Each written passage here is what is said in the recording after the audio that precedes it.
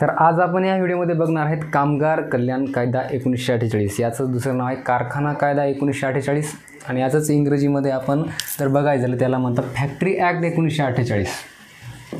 तर नेमका ॲक्ट काय आहे, कायदा काय आहे, तर हा कायदा बघण्याआधी आपण नेमकं समजून घेऊ की कायदा म्हणजे काय असतो. सगळ्याच्या मनामध्ये एक प्रश्न असतो नेमकी की what is mean by law, कायदा काय आहे. तर आधी आपण कायदा समजून घेऊ आणि कायदा काय आहे हे समजल्याच्यानंतर आपल्याला समजायला सोपं जाईल की नेमका कारखान्यासाठी बनलेला कायदा आहे आणि ते कशा प्रकारचं असणार आहे ते आपल्याला समजून घ्यायला अतिशय सोपं जाईल. तर आधी आपण समजून घेऊ कायदा म्हणजे काय. नेहमी आपल्यासमोर दैनंदिन जीवनामध्ये जगत असताना आपल्यासमोर हा एक शब्द नेहमीच येत असतो की कायदा म्हणजे काय. तर कायदा या शब्दाचा अर्थ आपल्याला जेव्हा समजून घ्यायचा असतो तेव्हा दुसरं तिसरं काहीच नसून हे एक नियमावली असते की विशिष्ट क्षेत्रामध्ये आपण त्या ठिकाणी कशा प्रकारचं काम करणार आहे त्या काम करण्याची नियमावली असणार आहे. तिथे जे काही लोक असतात त्यांच्यावर कोणकोणत्या प्रकारची बंधनं असणार आहेत आणि कोणकोणते त्यांना कर्तव्य दिली जाणार आहेत. ह्या कर्तव्याचा आणि अधिकाराचा हक्काचा एक नियमांचा संच म्हणजे तोच आहे कायदा. यालाच आपण कायदा असं म्हणत असतो. त्यालाच आपण दुसरं नाव प्रोटोकॉल असं पण म्हणू शकतो. जसं की आता भारत देशामध्ये आपण जगत असताना आपल्या राजकीय कारभार सांभाळण्यासाठी, सामाजिक कारभार सांभाळण्यासाठी आणि सगळं काही जे भारताचा कायदा आहे ते सांभाळण्यासाठी आपल्याकडे सगळ्यात मोठा एक कायद्याचा संच आहे आणि आपण त्याला नाव दिलेलं आहे संविधान. म्हणजे भारताचा राज्यकारभार जो आहे तो राज्यघटनेनुसार चालतो आणि राजघटना म्हणजेच आपल्या भारताचं संविधान आहे. तर भारतीय संविधानामध्ये जेव्हा डॉक्टर बाबासाहेब आंबेडकरांनी संविधान घटना समितीच्या समोर बहाल केलं तेव्हा त्याच्यामध्ये 395 कलमांचा उल्लेख आणि समावेश करण्यात आलेला होता. तर त्याच्यामध्ये जे काही मूलभूत हक्क आहेत, मूलभूत कर्तव्य आहेत यांचा समावेश त्याच्यामध्ये आहे. तर त्याच्यामध्येच कुठंतरी आपल्याला नाव बघायला भेटते फॅक्टरी ॲक्ट 1948. तर नेमका कायदा कशासाठी असतो की कायदा म्हणजेच आपण जीवन जगत असताना आपले जे काही हक्क आहेत हे कोण्याही दुसऱ्या व्यक्तीने हिरावून घेऊ नयेत.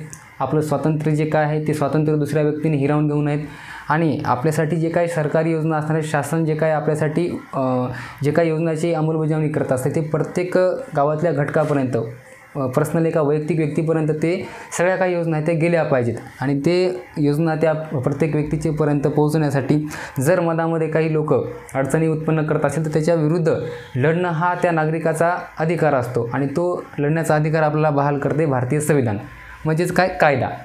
तर भारतीय संविधानानं आपल्याला कोणकोणत्या गोष्टी या ठिकाणी बहाल केल्या आहेत ते म्हणजेच काय आहे कायदा.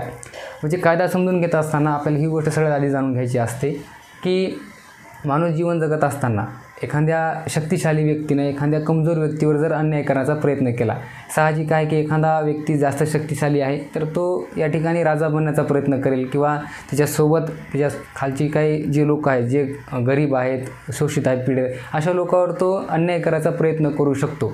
तर ह्याला कुठंतरी बाधा निर्माण झाली पाहिजे, ह्याला कुठंतरी आवर घालायचा प्रयत्न कोणीतरी केला पाहिजे.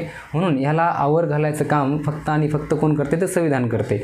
आणि भारतात संविधान निर्माण झाल्याच्यानंतर आणि घटना अंमलात आल्याच्यानंतर डॉक्टर बाबासाहेब आंबेडकर हे मंत्रिमंडळामध्ये कायदेमंत्री होते. त्यांनी कायदेमंत्री हे पद भूषवलेलं आहे आणि ते भारतातलं सगळ्यात पहिलं पद आहे. आणि हे जर सांगायचं झालं आपल्याला तर भारतातले पहिले कायदेमंत्री कोण आहेत तर आपण बाबासाहेब आंबेडकर यांचं नाव या ठिकाणी घेऊ शकतो. तर कोण्याही बलाढ्य व्यक्तीने एखाद्या कमजोर व्यक्तीवर अन्याय करू नये, त्याचे स्वातंत्र्य हिरावून घेऊ नये, त्याला गुलामीची जाण करून देऊ नये, गुलामीचं वातावरण निर्माण करून त्याला तशा प्रकारची वागणूक देऊ नये. म्हणून त्याला कुठंतरी आवर घालण्यासाठी एक बंधन असलं पाहिजे आणि ते बंधन कोण देणार तर शासन देणार. मग शासन कोणत्या गोष्टींच्या आधारावर त्याला बंधन घालेल तर ते आहे कायदा म्हणजेच भारतीय संविधान. भारतीय संविधानाच्या माध्यमातून शासन त्या बलाढ्य व्यक्तीवर, शक्तिशाली व्यक्तीवर असं करण्यामध्ये बाधा निर्माण करू शकते आणि कोणत्याही व्यक्तीचं तो स्वातंत्र्य हिरावून घेऊ शकत नाही. ह्यालाच आपण कायदा असं म्हणत असतो. तर कायद्याची अंमलबजावणी करणं, कायद्याची अंमलबजावणी होणं हे सगळ्यात महत्त्वाचं आहे. आणि कायद्याची अंमलबजावणी जर होत नसेल तर याचा अर्थ असतो की त्या देशातले लोक हे सुशिक्षित नाहीत, अशिक्षित आहेत आणि त्याला स्वतःच्या हक्काविषयी पण जाण नाही आणि ते लोक काही शिकून घेण्याचा पण प्रयत्न करत नाहीत. स्वतःवर होणारा अन्याय सहन करण्याची प्रवृत्ती ठेवतात, अन्यायाविरुद्ध लढत नाहीत. ह्याचं कारण एकच असतं की त्याला कायदा माहीत नसतो. आपल्याला जर आपले काही जे हक्क आहेत, आपल्या हक्कावर कोणी गदा आणत असेल तर त्याच्या विरुद्ध जर लढत नसेल याचं कारण हेच असते की त्याला तो हक्क माहीत नाही. आपल्या हक्काची जर कोणी हिरावण करत असेल तर त्याच्याविरुद्ध लढणं हे आपल्याला भारतीय संविधानाने शिकवलेलं आहे. तर विद्यार्थी मित्रांनो, माझं तुम्हाला पण एक सांगणं आहे की तुम्ही पण तुमच्यावर असं कुठंतरी बंधनकारक काही गोष्टी घडत असतील, तुम्ही निश्चितच त्याच्याविरुद्ध आवाज उठवायला पाहिजे. आता आपण ITच्या क्षेत्रामध्ये असताना कामगार कल्याण कायदा हा कशासाठी दिलेला आहे, तर त्यासाठीच आपण या ठिकाणी हा शिकणार आहोत की आता आज आपण ITI कंप्लीट करणार आहेत आणि तुमच्यापैकी काही जण कंपनीमध्ये कामाला जाणार आहेत, काही जण नोकरीला लागतील आणि काही जण स्वतःचा व्यवसाय चालू करतील. पण जे लोक, जे विद्यार्थी कंपनीमध्ये कामाला जाणार आहेत तेव्हा त्यांच्यावर त्यांच्या मालकानं किंवा इतर त्यांच्या वरिष्ठ कर्मचाऱ्यांनी त्यांच्यावर कुठल्याही प्रकारचा अन्याय करू नये आणि अन्यायाच्या मार्फत त्यांना एक गुलामीची प्रवृत्तीची वागणूक देऊ नये, ह्यासाठी त्याला ही कायदे माहीत असणं आवश्यक आहे. साहजिक आहे की आपले वरिष्ठ आपल्यावर अन्याय करायचा प्रयत्न करतील, आपल्याला एक गुलामीची वागणूक देण्याचा प्रयत्न करतील, मालक आपल्याला गुलामीची वागणूक देण्याचा प्रयत्न करतील, तर हे आपण सहन करायचं नाही. आणि हे सहन न करण्यासाठी कामगारासाठी जे जे काही कायदे आहेत हे त्या विद्यार्थ्यांना, त्या प्रशिक्षणार्थ्यांना माहीत असायला पाहिजेत, त्या कामगारांना माहीत असायला पाहिजेत, जेणेकरून ते कंपनीमध्ये होणारे, कारखान्यामध्ये होणारे अन्याय टाळू शकतात. त्यासाठी हा कायदा या ठिकाणी आपल्याला देण्यात आलेला आहे, जेणेकरून कंपनीमध्ये कोणत्याही काम करणाऱ्या कामगारावर अन्याय होणार नाही. त्यासाठी हा आपल्याला कायदा शिकायचा आहे. म्हणून या कायद्यामध्ये कोणकोणत्या तरतुदी आहेत हे आपण रितसररित्या बघू.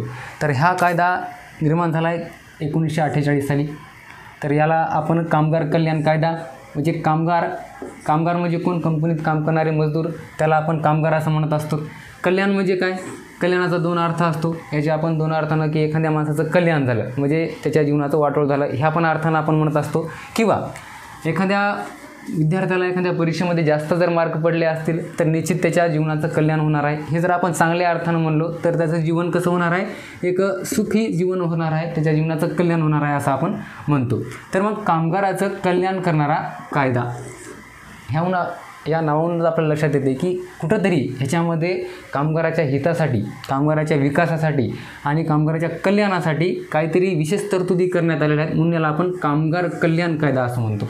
म्हणजे याच्यामध्ये जास्त जर आपल्याला समजून घ्यायचं असेल तर फक्त हा कामगाराचा विकास करणारा कायदा आहे असं आपण शॉर्टली समजून घेऊ शकतो. तर याच्यामध्ये कोणकोणते कायदे आहेत हे आपण थोडक्यामध्ये बघू आणि जे जे काही महत्त्वपूर्ण कायदे आहेत ते आज आपण या ठिकाणी त्याच्यावर चर्चा करू आणि जे काही रितसर आपल्याला याच्यामध्ये पाठामध्ये बघायचं आहे ते आपण पुढच्या लेक्चरमध्ये बघणार आहोत. तर मुख्य जे तरतुदी आहेत या कामगार कायद्यामध्ये ते आपण बघू. ह्याच्यामध्ये पहिली तरतूद ही आहे की पहिल्या काळामध्ये 1948च्या आधी कामगाराचं शोषण केलं जायचं. आधी आपल्या भारत देशामध्ये इंग्रजांचं राज्य होतं, तर ते इंग्रज सरकार हुकुमशाही राज्य करायचे. त्याच्यामुळं आपल्या कामगारांना 12-12 तास, 14-14 तास, 16-16 तास, इव्हन 18-18 तास काम करावं लागायचं. तर माणूस म्हणून आपण जीवन जगत असताना त्याच्या कुठंतरी स्वातंत्र्यावर, त्याच्या आरोग्यावर काही परिणाम होणार नाही ह्याच्या दृष्टिकोनातून आपण त्याला तितकेच घंटे काम द्यायचं असते. मग माणूस म्हणून जीवन जगत असताना एखादा कोणताही व्यक्ती 8 तासाच्या वर जास्त काम करू शकत नाही. हा एक निसर्गाचा नियम आहे. म्हणून या कायद्याच्या मार्फत आपल्या संविधानकर्त्यांनी एक कायदा पहिला बनवला की कोणताही कामगार काम करत असताना तो 12 तास काम करणार नाही, तो दिवसातून फक्त 8 तास काम करेल. आणि हा या कायद्याच्या मार्फत आपल्या भारताच्या इतिहासामध्ये सगळ्यात झालेला मोठा बदल आहे. ह्याच्या आधी भारतातले कामगार 12-12 तास काम करायचे.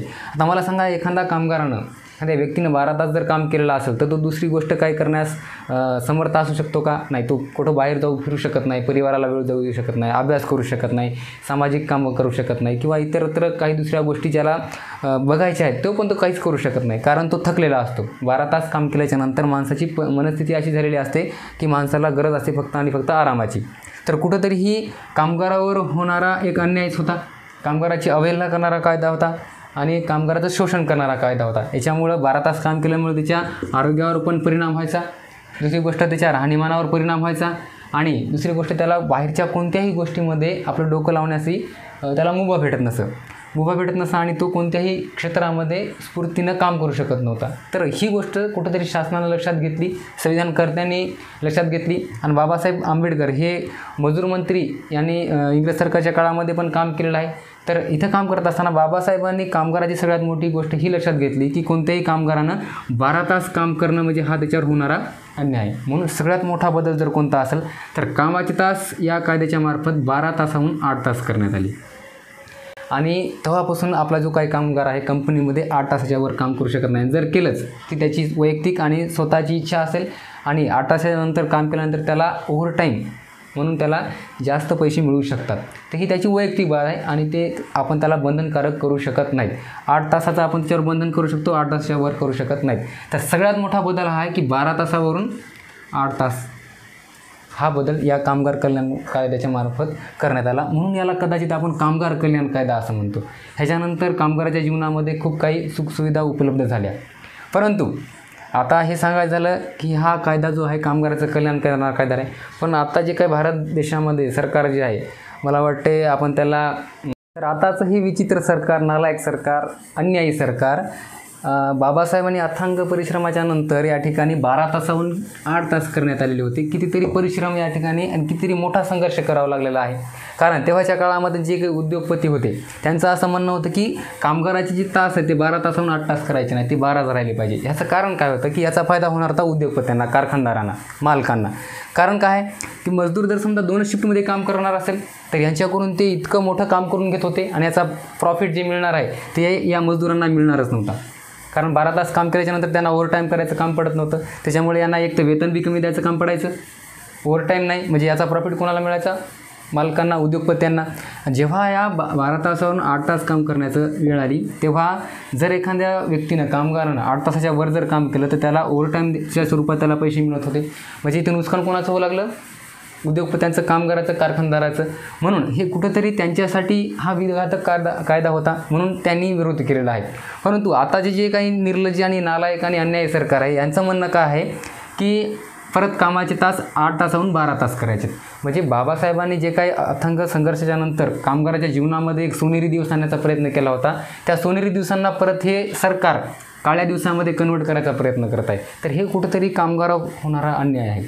तर ह्याच्याविरुद्ध कामगारांनी, मजदूरांनी, प्रशिक्षणार्थ्यांनी, विद्यार्थ्यांनी सरकारच्या विरुद्ध आवाज उठवला पाहिजे की कामाचे तास फक्त 8च असले पाहिजे.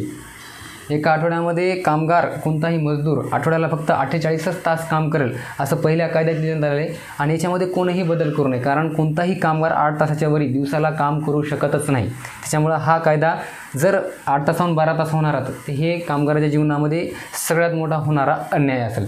आणि कोणतरी एक नारायण मूर्ती नावाचा एक कारखानदार आहे, इन्फोसिस कंपनीचा मालक आहे, त्याचं म्हणणं असं आहे की कामाचे तास 8 तासावरून 12 तास, 10 तास करण्यात यावेत.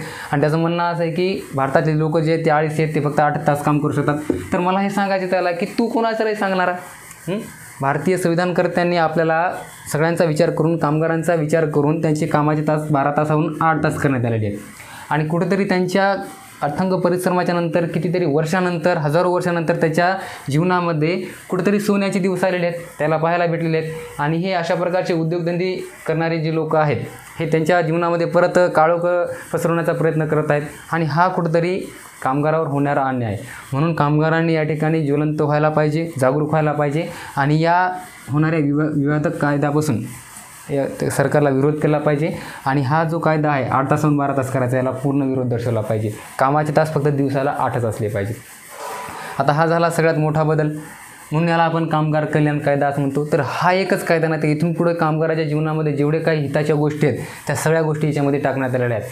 ह्याच्यानं या कायद्याच्या मार्फत आपण कामगाराला एक महत्त्वाचं स्थान दिलेलं आहे. कामगाराला आपण राजा बनवलेलं आहे. की पहिल्या काळामध्ये हा कायदा बनायच्या आधी कामगार म्हणजे एक गुलाम होता, पण या कायद्याच्या माध्यमातून कामगार म्हणजे फक्त गुलामच नाही, तर त्या कामगाराचं स्टेटस त्या मालकाच्या बरोबरीचं या कायद्याने केलेलं आहे. म्हणूनच कदाचित आपण याला कामगार कल्याण कायदा असं म्हणतो.